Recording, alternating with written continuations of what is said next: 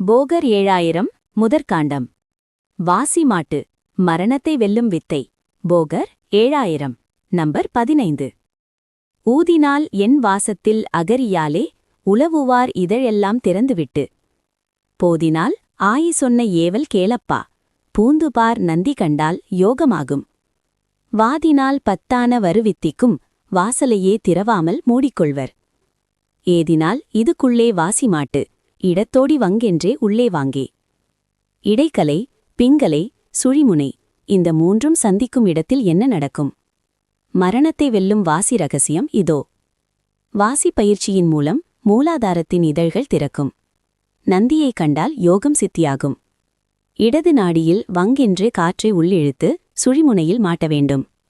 வாசியை சுழிமுனை எனும் ஆணியில் மாட்டி காலனை வென்று மரணமில்லா பெருவாழ்வு எனும் காயகல்ப நிலையை அடைதல். மூச்சினை ஆழ்வோம், முக்தியடைவோம். நன்றி.